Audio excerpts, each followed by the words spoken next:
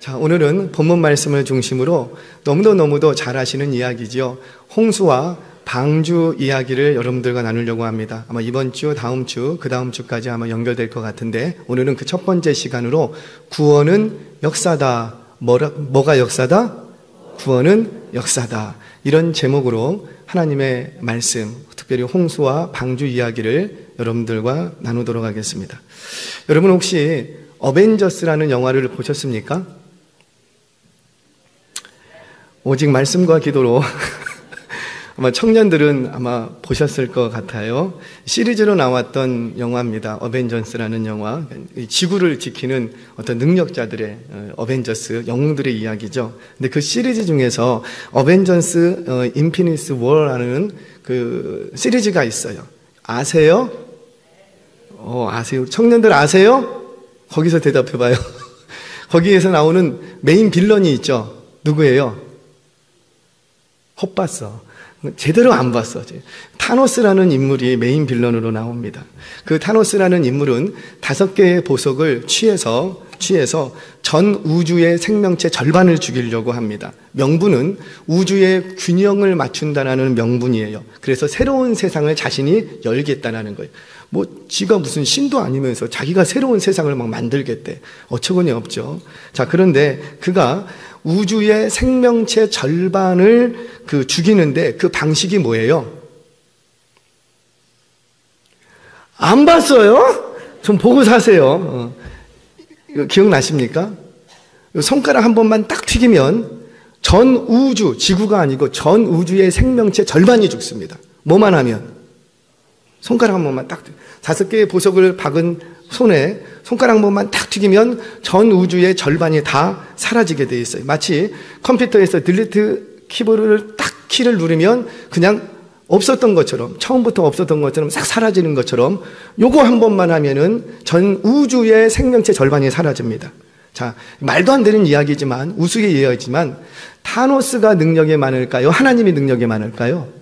그렇죠. 이건 말도 안 되는 이야기예요. 하나님의 능력이 많지요. 자, 그러면 하나님의 능력과 견줄 수가 없어요. 자, 무슨 말이냐면 하나님께서 오늘 홍수 심판을 하시는데 하나님께서 세상을 심판하려고 했다면 얼마든지 손가락 한 번만 튀겨도 세상 홍수 심판 이런 거 손가락 한 번만 튀겨도 모든 생명체 다 죽일 수 있어요, 없어요? 있지요.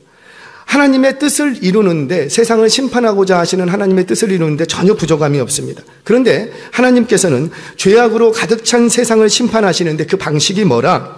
죄악을 가득 찬 세상을 보시면서 내가 120년 후에 심판하겠다. 작정을 하십니다. 그리고는 이 작정을 이루시기 위해서 어느 날 노아에게 그들을 땅과 함께 멸하리라. 노아에게 다 이 심판의 비밀을 알려주시고요. 너는 방주를 만들어라. 그리고 방주를 만들게 하시고요. 40일을 홍수가 나게 하시고요. 377일을 방주 안에서 머물게 하시고요.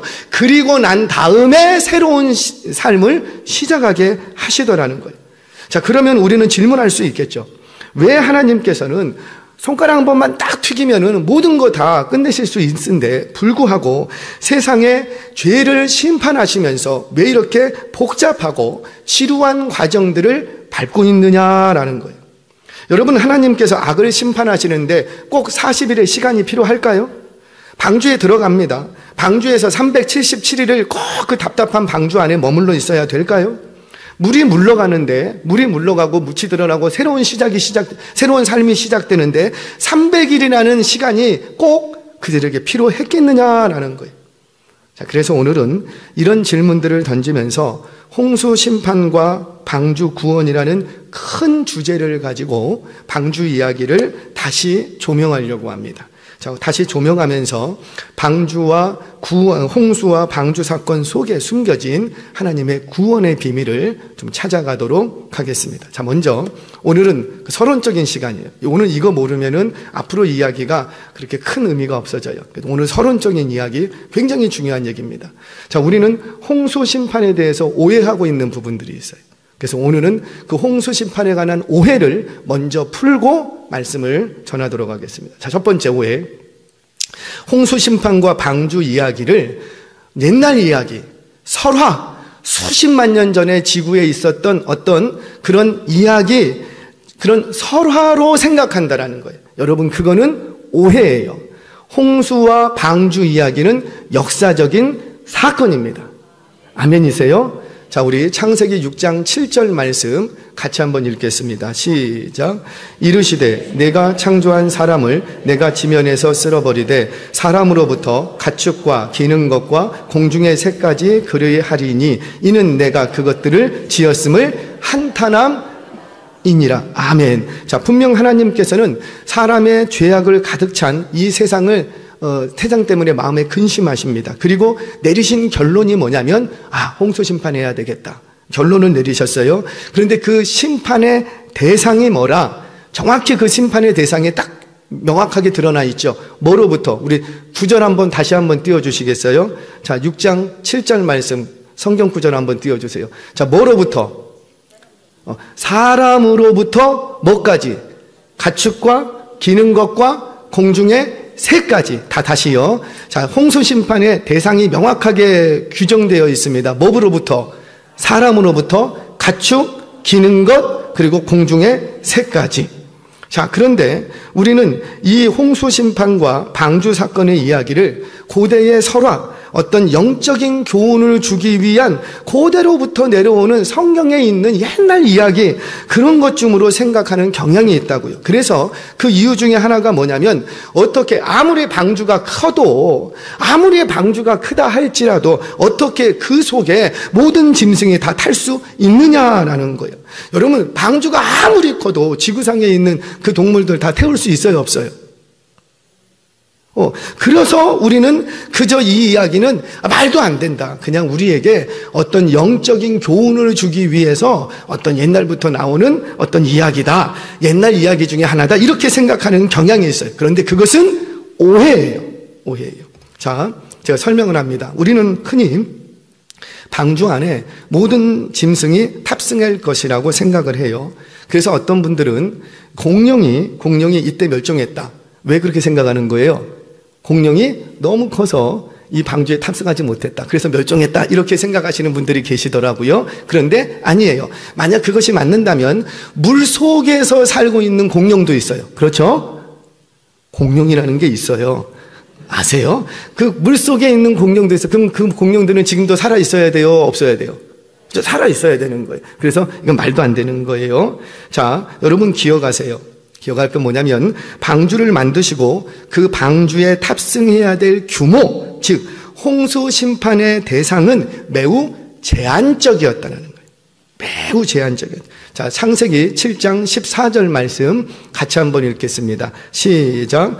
그들과 모든 들짐승이 그 종류대로, 모든 가축이 그 종류대로, 땅에 기는 모든 것이 그 종류대로, 모든 새가 그 종류대로. 아멘. 잠깐만 띄워놓으세요. 자, 그 방주 안에 들어갔던 짐승을 소개하고 있습니다. 일단 그들은 누구예요?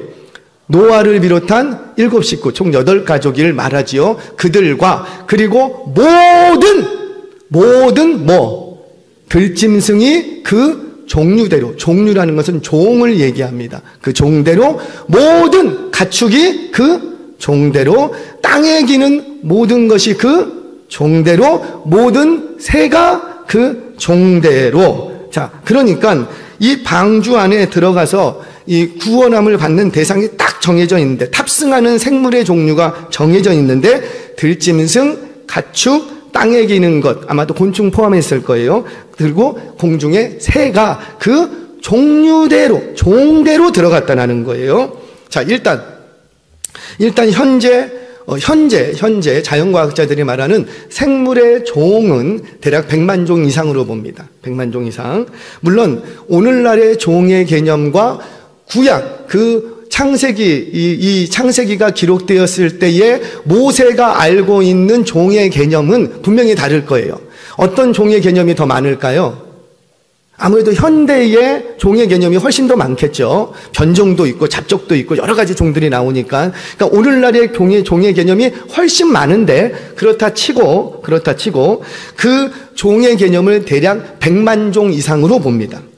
자, 이 중에서 이 중에서 홍수 심판 속에서도 제외된 부류가 있어요. 제외된 부류. 자, 일단 2만 1,000여 종의 물고기, 1,700여 종의 피낭동물, 600종의 불가사리와 같은 극피동물, 10만 7천 종의 홍합이나 굴 같은 연체동물, 1만여 종의 말미잘과 같은 강장동물, 5천여 종의 해면동물, 3만여 종의 원생동물과 단세포 생물은 배에 탑승할 필요가 있어요, 없어요?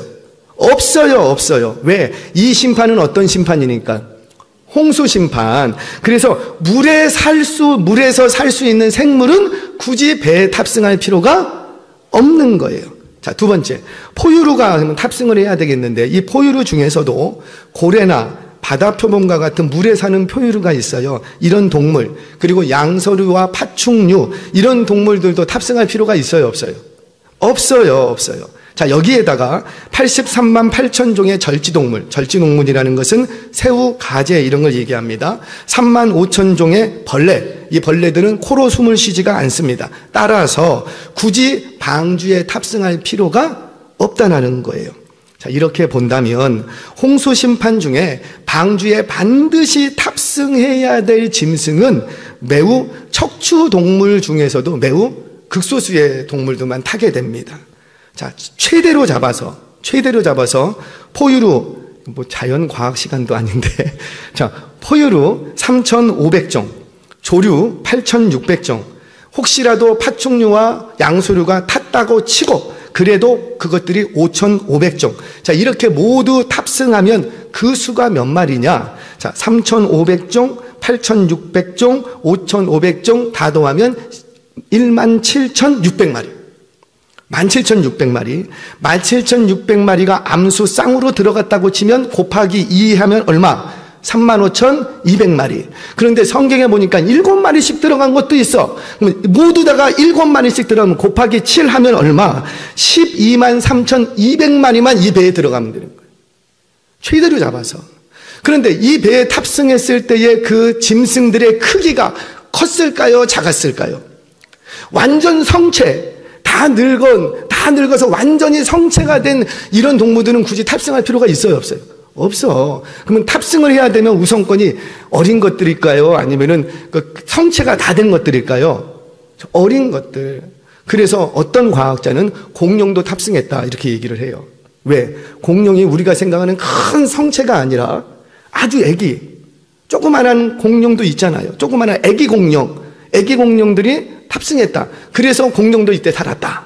뭐 이렇게까지 주장하시는 분들도 계세요. 제가 지금 공룡의 존재를 얘기하려고 하는 건 아니니까. 자, 이렇게 본다면 그 배에 들어갔던 12만 3,200마리의 크기가 보통 양 한 마리의 크기로 봤을 때 양 한 마리가 배에서 탑승했을 때 갖고 있는 면적이 있다고요. 그 면적을 계산했을 때 방주 전체 면적의 절반밖에 안 됩니다. 그러면 하나님의 말씀대로 그 모든 종이 탑승했다 안 했다? 했다라는 거죠. 아멘이세요? 지금 제가 뭘 얘기하냐면 방주 안에 가축이 암수쌍을 이루어 들어갔다라는 것은 허황된 전설이나 설화로 꾸며낸 이야기가 아니라는 거예요. 자, 두 번째. 자, 홍수 심판은 피조세계 전체의 멸망을 목적으로 삼지 않습니다. 우리는 홍수 심판하면은 전 우주 또는 지구의 멸망, 인류의 멸망, 그런 심판으로 생각하는데 하나님의 계획은 처음부터 그런 심판이 목적이 아니었었다고요. 그럼 홍수 심판의 목적이 뭐냐? 바로 죄를 씻어내기 위한 심판이었다는 거예요. 뭘 씻어내기 위한 심판이라고요? 죄를 씻어내기. 그래서 뭘로 심판하시냐면 물로 심판을 하시는 거예요, 물로. 그래서 홍수 심판과 방주 구원 사건은 장차 일어날 십자가 위에서 예수 그리스도께서 피 흘리심으로 말미암아 그 피를 보고 믿고 믿는 자마다 그 피로 인하여서 죄 씻음 받을 수 있는 구원의 사건을 보여주는 사건이라는 거예요. 이건 제 얘기가 아니에요. 자, 베드로전서 3장 20절 말씀, 베드로 사도의 해석을 보겠습니다. 같이 읽겠습니다. 시작. 그들은 전에 노아의 날 방주를 준비할 동안 하나님이 오래 참고 기다리실 때에 복종하지 아니하던 자들이라 방주에서 물로 말미암아 구원을 얻은 자가 몇 명뿐이니 겨우 8명이라. 아멘. 자, 베드로가 지금 뭘 얘기하냐면 홍수 심판을 근거로 해서 하나님의 말씀을 거부했던 노아 시대의 모든 인생들이 다 죽었다. 그걸 예로 들면서 그러면서 당시에 수많은 사람들이 홍수 심판으로 멸망당할 때에 죽음을 맞이할 때에 그중에 노아를 포함한 8 식구만 구원을 얻었다. 근데 어디서 구원을 얻었다? 물에서 구원을 얻었다. 이렇게 얘기를 합니다. 그래서 이 사건을 뭐와 연결을 시키냐면 이어지는 21절 말씀도 한번 띄워주시기 바랍니다. 같이 읽겠습니다. 시작. 물은 그들을 부활하심으로 말미암아 이제 너희를 구원하는 표니 곧 세례라. 이는 육체의 더러운 것을 제하여 버림이 아니요 하나님을 향한 선한 양심의 강군이라. 아멘. 그러니까 물은 곧 뭐라?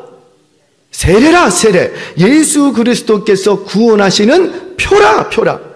그 세례는 육체의 더러운 것들을 제하여 버림이 아니요. 그러니까 단순히 육체에 이렇게 묻은 거, 더러운 거 씻기는 목욕한다라는 의미가 아니라 옛사람이 죽고 새 사람으로 다시 태어나는 것, 즉 죄에서 구원함을 얻는 것, 죄의 씻김을 받고 새 사람으로 구원함을 얻는 것, 이것을 말한다라는 거예요.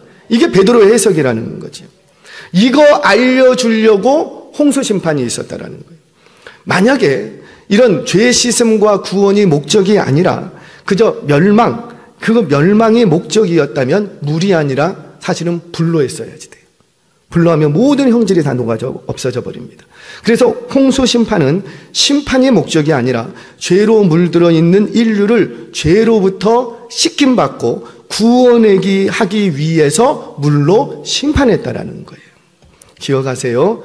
홍수 심판은 멸망을 전제로 한 심판이 목적이 아니라 뭐가 목적이다? 구원, 죄로부터 씻음받게 하는 것이 목적이었다. 자, 세 번째, 이제 이거 정신 바짝 차리셔야 돼요. 방주는 몇 년 동안 지었죠? 많이 아시네요. 나는 안 지었으니까 몰라요. 그러지 마시고 120년. 우리가 보통 120년으로 알고 있습니다. 그런데 방주 제작 기간은 120년이 아니에요. 우리는 흔히 저도 그렇게 배웠어요. 주일학교 때 선생님이 노아 할아버지가 노아 8 식구가 방주를 막 지었다. 몇 년 동안 지었냐면 120년 동안 지었다. 그렇게 오랜 시간 순종하며 지었다. 그렇게 배웠어요. 그런데 그건 오해예요. 왜 우리는 방주 제작 기간을 120년으로 생각했냐면 창세기 6장 3절의 말씀 때문이었습니다. 창세기 6장 3절 말씀 우리 같이 한번 읽겠습니다. 시작. 여호와께서 이르시되 나의 영이 영원히 사람과 함께 하지 아니하리니 이는 그들이 육신의 됨이라. 그러나 그들의 날은 120년이 되리라 하시니라. 아멘. 그러니까 지금 하나님께서 그들의 날은 120년이 되리라, 이 말씀에 대한 해석 때문에 그랬어요. 이 말씀은 전통적으로 2가지 해석을 가지고 있습니다. 한 가지는 인류의 생명의 단축으로 봅니다. 인류 생명 단축. 그래서 고대에는 막 수백 년씩 살았는데 이 노아 시대 때부터 120년으로 생명이 줄어들었다, 이렇게 해석을 해요. 그런데 그것도 오해예요. 이 말씀을 주시고 나서 실제로 노아는 몇 년까지 살았냐면 960세를 살게 됩니다. 그러니까 이 말도 말이 안 되는 거예요. 자, 두 번째 한 가지 오해는 바로 120년을 방주 제작 기간으로 봤던 거, 해석을 했던 거예요. 죄송하지만 그것도 아니에요. 왜냐하면 방주 제작 명령은 셈과 함과 야벳을 낳고 나서 주어집니다. 나서. 즉 120년이 됨이라, 이 말씀은 노아에게 주신 말씀이 아니라 하나님, 성삼위 하나님 내부의 작정이었다는 것. 누구에게 알려주신 것이 아니라 하나님, 성삼위 하나님 내부의 작정이었어요. 그거를 나중에 누구에게 알려주면 모세에게 알려준 거죠. 기록할 수 있도록. 내가 그때 이런 작정을 하고 있었다. 어떤 작정이라? 이제 120년 후에 내가 홍수로 심판할 거야. 이거는 누구의 작정이었다고요? 성삼위 하나님, 성부, 성자, 성령, 하나님 내부의 작정이었던 거예요. 그리고는 노아에게 방주 지으라는 명령은 셈과 함과 야벳을 낳고 나서 주어지는 거예요. 그래서 방주 제작 명령은 창세기 6장 9절 이하에 등장을 합니다. 이하에 등장. 무슨 말이냐면 그들의 날이 120년이 되리라 라는 말씀과 방주를 지어라 라는 말씀은 같은 날 주신 말씀이 아니라는 거예요. 이해되세요? 네, 그래요. 우리는 수준이 있으니까 잘 따라오실 줄 압니다. 자, 그럼 그들의 날이 120년이 되리라, 이 말은 과연 무슨 말인가? 바로 그들에게 주어진 심판의 유예기간, 회개할 수 있는 기간을 하나님께서 주신 거예요. 아멘이세요? 여러분 기억하세요. 회개할 수 있을 때 회개하시기 바랍니다. 예수 믿을 수 있을 때 믿으시기 바랍니다. 헌신할 수 있을 때 헌신하시기 바랍니다. 기도할 수 있을 때 기도하시기 바랍니다. 우리는 내가 마음만 먹으면 언제든지 나는 회개할 수 있고, 내가 마음만 먹으면 나는 언제든지 교회 가서 예배 드릴 수 있고, 나는 마음만 먹으면 언제든지 나는 봉사할 수 있어 라고 생각하지 마시라는 거예요. 여러분들이 우리가 예수를 믿을 수 있는 시간, 예수를 믿을 수 있는 기회, 예수께 나아가 회개할 수 있는 것은 내가 원할 때 아무 때나 할 수 있는 게 아니라는 거예요. 반드시 제한된 시간이 있음을 믿으시기 바랍니다. 열처녀의 비유가 보여주는 게 그거 아니에요? 기름 그거 별로 많은 양이 아니었다고. 그러니까 언제든지 나는 기름을 넉넉히 준비할 수 있어. 언제든지 신랑이 오면 나는 신랑과 함께 잔치자리에 들어갈 수 있어 라고 생각하지 말라는 거예요. 기름을 준비해야 될 때가 있는 거예요. 기름을 준비해야 될 시간이 제한적이라는 거예요. 저희 아버님이 좀 그러셨어요. 저희 아버님은 예수를 처음에는 안 믿으셨어요. 안 믿다가 이 아들이 예수를 믿으니까 하도 교회 가자 하니까 아버님이 교회를 이렇게 따라가셨어요. 그러니까 소천하실 때는 예수님 믿고 하나님의 은혜 안에 계시다가 이제 하나님의 부름을 받으시게 됩니다. 그런데 이 아들이 예수 믿고 나니까 아버지를 어떻게든지 좀 교회를 나가게 하고 싶어, 나가게. 근데 저희 집이 뭘 했냐면은 그 옛날에 그 이발소를 했어요. 이발소는 어때요? 옛날에 이발소는 뭐 카드 같은 게 없으니까 다 현금이에요. 1,000원짜리 이렇게 갖고 오세요. 그러면은 머리 자르면 2,500원, 3,000원씩 받아갖고 그걸로 생계를 합니다. 그런데 손님들이 언제 오냐면 주로 일요일, 공휴일, 왜 그때는 꼭 그때만 머리를 잘랐는지 모르겠는데 꼭 그때만 와. 그러면 주일날 문 닫으면 우리는 어떻게 해야 돼요? 일주일 동안 손가락 빨고 있어야 돼요. 주일날 문 닫으면 현금이 안 들어와. 카드가 없던 시대예요. 현금이 안 들어오면은 이번 달에도 뭐 애 학비도 보내야지, 뭐 문구점에서 뭐도 사야지, 뭐도 해야지. 근데 다 돈인데 일요일날 문 닫으면 일주일 내내 손가락 빨아야 된다고요. 그러니 일요일날 이거 생계가 달린 문제인데 문 닫을 수 있어요, 없어요? 못 닫아. 그러니까 아버님이 교회에 나가는데 장애물이 두 가지가 있어요. 하나는 일요일날 문을 닫아야 되는 거예요. 근데 아버님이 뭐 어떤 들은 얘기가 있는지 교회에 나가려면은 일요일날 문을 닫아야 된대. 그러니까는 쉽게 못 나가. 그러다가 어떻게 이제 딱 모시고 갔어요. 누구 때문에 교회 가는 거예요? 뭐 예수 믿는 거는 구원받는 건 관심 없고 누구 때문에? 아들 때문에 그냥 가는 거예요. 아들 체면 살려주려고 아들 때문에. 그렇게 오셨어요. 그러면은 정말 어려운 결단 아니에요? 그날 교회 한번 오려면 가게 문을 닫아야 된다니까요. 아버지 입장에서, 신앙 없는 아버지 입장에서는 굉장히 큰 결단을 한 거예요. 자, 두 번째 장애가 있어요. 그게 뭐냐면 저희 아버지가 담배를 많이 피셨어요. 담배를. 그래서 교회 간다 그러면은 그날 아버지가 목욕탕부터 가세요. 목욕탕 가서 막 손때 막 닦고 막 목욕을, 교회 갈 시간 다 돼가는데 안 와. 얼마나 씻고 계시는지 막 목욕을 가고. 그렇게 하고 이제 교회가 왜 그런 거예요? 담배 냄새 날까봐. 담배 냄새. 교회 다니는 사람 담배 피우면 안 되는데 담배 냄새 날까봐. 근데 그때 알았어요. 목욕한다고 담배 냄새가 없어지는 거 아니에요. 향수를 뿌려야지 돼. 근데 그걸 몰라갖고 그냥 목욕만 했던 거죠. 근데 그렇게 다니시다가 아버지가 교회를 못 가겠대. 왜? 자꾸만 내 몸에서 담배 냄새가 나는 것 같아. 그래서 아버지가 하시는 얘기가 내가 교회 나갈게. 교회 나갈게. 그런데 담배 끊으면 나갈게. 그렇게 담배 끊으면 나갈게. 내가 담배 끊으면 갈게. 담배 끊으면 갈게. 그러다가 진짜 담배 끊고 가셨어요.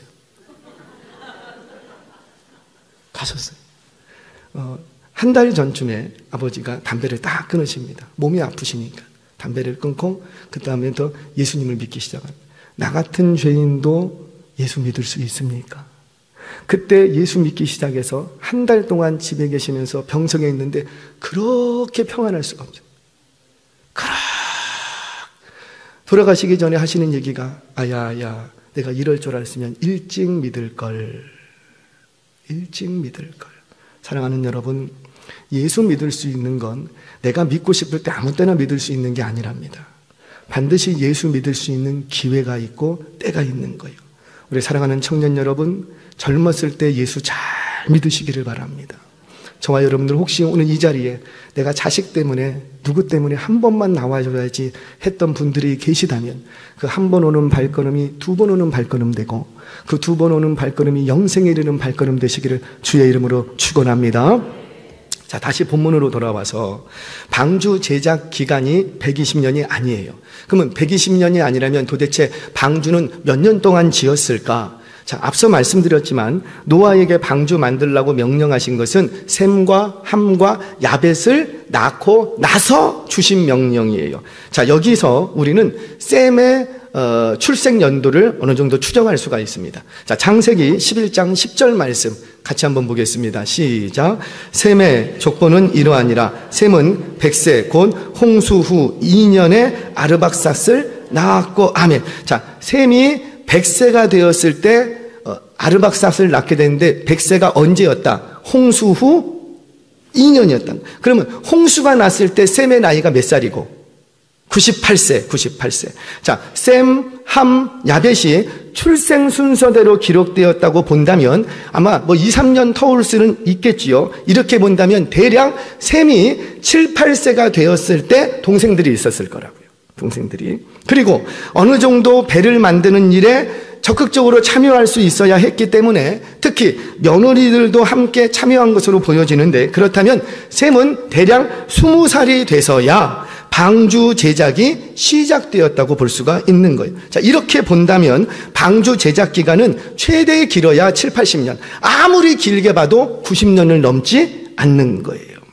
자, 그래서 방주 제작 기간은 몇 년인지 정확히는 알 수는 없지만 120년은 아니다. 자, 정리합니다. 방주 제작 기간은 120년이 아니다. 그런 120년은 어떤 의미가 있는가? 바로 하나님께서 인류로 하여금 회개할 수 있는 유예 기간을 주신 것이 120년이다. 이렇게 정리하시기를 바랍니다. 자, 마지막 하나 오해. 고대의 방주와 같은 큰 규모의 선박을 과연 제조할 수 있었는가? 진짜 홍수가 일어났다면 그 홍수 속에서 배가 파손하지 않고 안전하게 377일을 어떻게 항해할 수 있었는가? 여러분 타이타닉 같은 그 배 보세요. 막 침몰하고 배가 부러지기도 하고 최근에도 우리 현대사회에서 침몰하는 배들이 얼마나 많습니까? 그렇다면 과연 이 4,400년 전에 지어진 이 방주가 과연 어떻게 그 풍랑 속에서도 살아남을 수 있었는가? 여기에 대한 의문을 가집니다. 이것도 풀어드립니다. 창세기 6장 15절 말씀 같이 한번 읽겠습니다. 시작. 네가 만들 방주는 이러하니 그 길이는 300규빗, 너비는 50규빗, 높이는 30규빗이라. 아멘. 자, 규빗이라는 것은 이 팔꿈치 끝에서부터 이 중지 끝까지를 얘기합니다. 이 거리를 규빗이라고 얘기합니다. 대략 46cm, 7cm 요 정도로 정의가 되는데 이것을 본다면 방주의 길이는 135m 정도가 됩니다. 이 길이가 어느 정도냐면 규격 축구장 사이즈 정도보다도 30m가 더 길어요. 그렇게 생각하시면 돼요. 135m. 그 다음에 너비가 25.5m, 높이는 13.5m, 대략 아파트 5층 정도 되는 높이가 됩니다. 그런데 이 길이와 너비의 비율이 6대1의 비율이고, 그리고 길이와 높이의 비율이 10대1의 비율이에요. 이걸 기억하셔야지 돼요. 자, 그리고 이 배는 3층으로 만들어져 있죠. 3층으로 만들어져 있고 각각의 방에 칸막이 공사를 해서 방을 만들었습니다. 그리고는 안팎으로 역청, 콜타르, 방수제를 안팎으로 도포를 합니다. 자, 3층으로 만들어서 각각의 칸막이를 했다는 것은 배가 파도가 치면은 이렇게 흔들리게 돼 있어요. 흔들리는데 만약에 칸막이가 없으면 이 배가 한쪽으로 무게중심이 확 쏠립니다. 12만 3천 마리가 그 배 안에 있으면 어떻게 됐어요? 한쪽으로 무게가 확 쏠리면은 이쪽으로 쏠리고 이쪽으로 쏠리면 이 배는 대번에 뒤집어집니다. 또는 뒤집어지지 않더라도 그 무게중심 때문에 배가 두 조각 나게 돼 있어요. 그래서 하나님께서는 이 배를 안전하게 하기 위해서 어떻게 하고? 3층으로 해라. 그리고 어떻게 해라? 칸막이를 만들어라. 이렇게 함으로써 파도가 칠 때 배의 무게중심을 사방팔방으로 분산시키는 효과를 가져오게 됩니다. 자, 이렇게 만들어진 방주가 과연 377일 동안 풍랑 속에서 그 많은 짐승들을 싣고 안전했는가? 이것은 이미 과학적으로 증명이 됐어요. 우리나라에서 1992년 실제 성경의 제작 방법과 그 규모대로 배를 만들어서 당시 선박 전문 연구소였던 선박해양 플랜트 연구소, 당시에는 해사기술연구소라고 했다고 합니다. 그 전문 업체에다가, 그 연구소에다가 이 방주를 성경대로 우리가 만들어 봤는데 크기, 모양 이렇게 해갖고 높이 만들었는데 과연 이 배가 안전합니까? 그 안전성을 의뢰를 했어요. 그때 이 연구소에서 내온 결과가 구조적 안정성, 복원 안정성, 파랑 안정성 모든 부분에서 가장 안전한 배입니다라는 증명을 받았다고요. 당시에 세계적으로 가장 안전했던 배의 비율이 있어요. 이걸 황금 비율이라고 합니다. 그 비율이 뭐냐면 배의 길이와 너비는 6대1의 비율로 제작을 하고 길이와 높이의 비율은 10대1로 제작을 했을 때 배가 안전하다라는 거예요. 그런데 이 비율로 건조했던 이 배가 4,400년 전 바로 방주를 만들었던 그 비율과 같다는 거예요. 아니, 어떻게 4,400년 전 건조된 방주가 지금 오늘날 선박 기술로도 따라잡기 힘든 이렇게 완전한 배를 만들 수 있었는가? 이 사실 때문에 당시에 연구에 참여했던 현재도 교수로 재직 중인데 당시에 참여했던 인하대 조선공학과 교수로 재직 중인 이경호 교수라는 분은 이 연구에 참여하면서 예수 믿기 시작했습니다. 여러분들 혹시 SNS나 유튜브를 통해서 이경호 교수님을 한번 딱 쳐보세요. 이분이 그때 회심하고 지금도 그때 당시를 회상하면서 간증하고 있어요. 전문가라고요, 전문가. 여러분, 제가 지금 장황하게 뭘 설명하고 있냐면 홍수와 방주 사건은 실제 역사 속에서 일어났던 역사적인 사건이라는 거예요. 여러분, 구원이 뭐예요? 구원은 그저 어떤 이야기를 들었을 때, 성경 이야기를 들었을 때 마음에 짜릿한 감동이 있다고 해서 어떤 내 안에 생각하지 못했던 감흥이 일어난다고 해서 나 구원 얻었다, 그거 아니라고요. 우리의 구원은 철저하게 믿음에서 출발합니다. 아멘이세요? 믿음이 없이는 구원도 없는 거예요. 그런데 우리가 믿는 이 믿음은 허황된 믿음이 아니라는 거예요.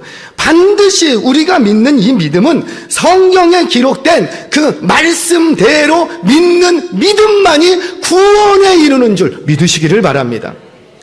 그래서 성경은 우리 이렇게 얘기해요. 누군가가 여러분들에게 성경이 뭡니까? 이렇게 물으면 대답을 잘 하셔야 돼요. 성경이 뭐예요? 하나님의 말씀. 아멘이세요?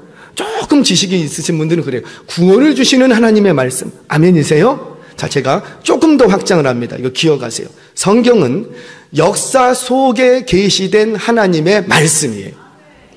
우리 한번 따라서 해볼까요? 성경은 역사 속에 계시된 하나님의 말씀이다.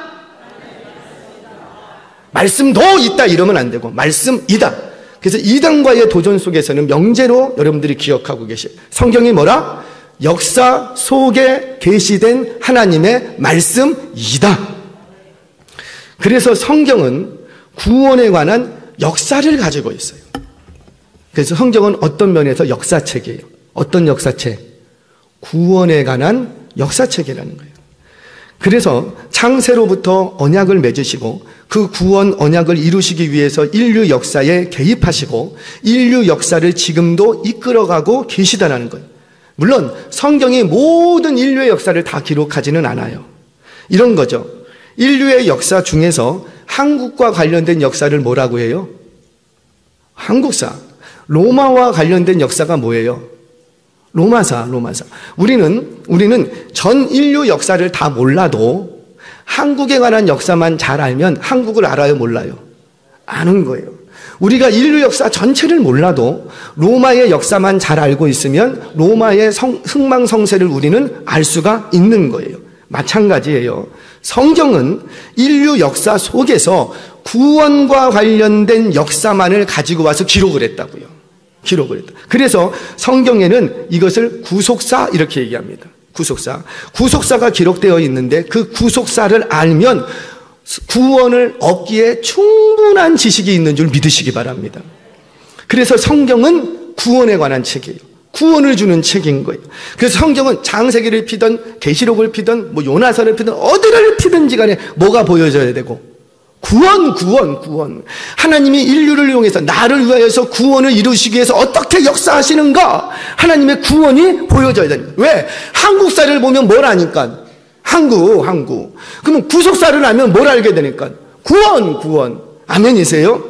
그런데 이 구원이 나의 구원이 되려면 성경 이야기가 허황된 설화나 꾸며낸 이야기가 아니라 실제 인류 역사 속에서 나타난 사건임을 믿으셔야 한다는 거예요. 이 믿음이 있어야 구원에 이르는 믿음이 됩니다. 그래서 성경은 역사예요. 자, 또 얘기합니다. 성경이 역사다라는 이 사실이 왜 중요하냐면, 성경이 역사라는 사실을 믿어야 그때부터 바른 신앙이 세워지는 거예요. 그저 성경을 어떤 신에 관한 이야기, 너희 기독교인들이 하나님이라는 신을 그려놓고 하나님의 그 신에 대해서 소개하는 책이 성경 아니냐, 이렇게 받아들이시면 안 된다는 거예요. 그 세상 사람들이 우리를 공격하기 위해서 얘기하는 것이고, 성경은 철저하게 인류 역사 속에 하나님이 나를 구원하시기 위하여, 인류를 구원하시기 위하여 어떻게 그 역사의 속에서 개입하셨는가, 인류 역사 속에서 어떻게 해서 구원의 역사를 이루어 가시는가, 그 사건들이 인류 역사 속에 나타났는데 그 역사들을 모아놓은 책이 뭐라? 아이고 힘들어. 성경이라는 거예요. 성경. 자, 이걸 믿어야 창세기 1장 1절이 믿어집니다. 태초에 하나님이 천지를 창조하시니라. 태초라는 말이 뭐예요? 역사의 시작. 그 시작을 누가 하셨다? 하나님. 시간의 시작을 말하는 거예요. 즉 하나님께서 천지를 창조하신 때가 있었다. 시작한 때가 있다. 시작한 때가 있으면 뭐도 있을까요? 그렇죠. 끝나는 때도 있는 거예요. 이걸 믿으면 그때부터 우리는 에덴 동산과 인간 창조가 역사로 다가옵니다. 그저 옛날 이야기, 우리 아이들 잘 기억하셔야 돼요. 이건 역사라는 거예요. 역사. 그때부터 아담과 하와가 범죄했던 것이 역사로 다가오고, 그 죄로부터 구원하시는 하나님의 구원 역사가 보여지는 거예요. 가인과 아벨의 이야기도 소설이 아니라 역사.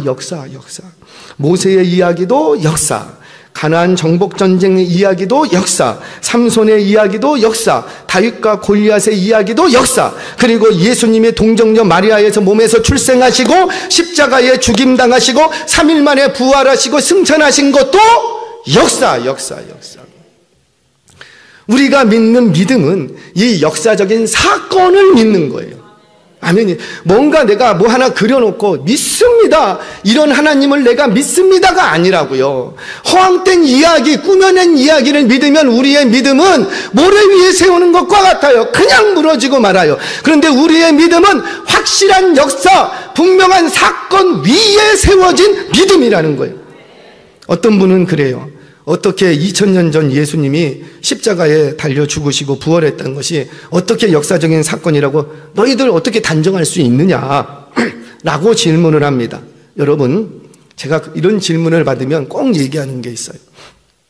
여러분은 세종대왕이 실존했던 인물로 믿으십니까? 이것도 못 믿어? 믿으십니까? 세종대왕이 인류 우리 한국 역사 속에서 한글을 창조했다고 확신하십니까? 아멘까지는 아닐지라도 우리는 확신하죠. 어떻게 확신해요? 나는 세종대왕 만났다, 엊그저께. 그분이 한글 만들 때 나는 그 자리에 있었다. 어떤 스크랩한 게 있습니까? 사진 찍어 놓은 거 있어요? 없어요. 그럼 우리는 어떻게 확신하고 믿게 되죠? 뭘 보고? 역사! 조선왕조 실록이라든지 조선의 역사, 그 역사의 기록을 보고 우리는 믿고 확신하는 거예요. 그러면 성경 속에는 뭐가 있고, 하나님이 인류를 향하신 구원의 역사가 있다는 거예요. 그러면 이 역사를, 하나님이 나를 향하여서 구원의 역사를 이루어 가시는, 실제 하시는, 살아 계시는, 역사를 주관하시고 지금도 이끌어 가시는 하나님으로 믿을 수 있다는 거예요. 뭘 가지고? 성경 66권.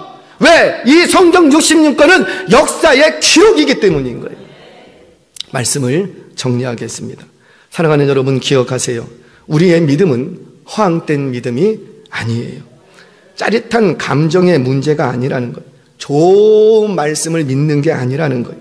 그저 믿습니다 라고 해서 믿는 그런 믿음이 아니에요. 내가 그려놓고 믿고 싶은 대로, 그냥 믿고 싶은 대로 믿었다가 그거 안 해주면 못 믿겠는 거지. 그거 아니라는 거예요. 그런 것들을 우리는 자기 확신, 자기 신념, 믿음도요, 자기 확신, 자기 신념이 있더라고요. 내가 믿고 싶은 대로 그려놓고 요거 해주시는 신이 하나님이라고 믿는 거예요.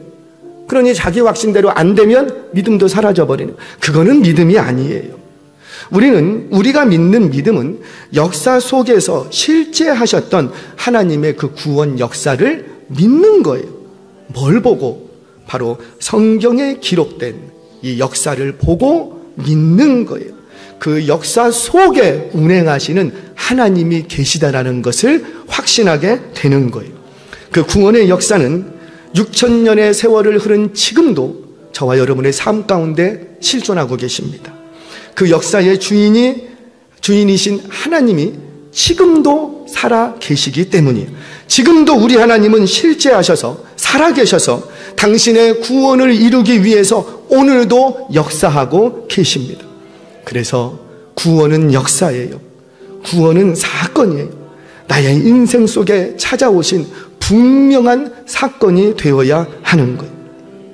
이 믿음으로 비록 내 눈에 보이지 않고 한 번도 나는 그분의 음성 들어본 적도 없지만 오늘 나의 일상 속에서 실제하시며 역사하시는 하나님의 역사를 믿는 믿음으로 오늘도 구원을 이루어 가시는 주인공들 되시길 주의 이름으로 축원합니다.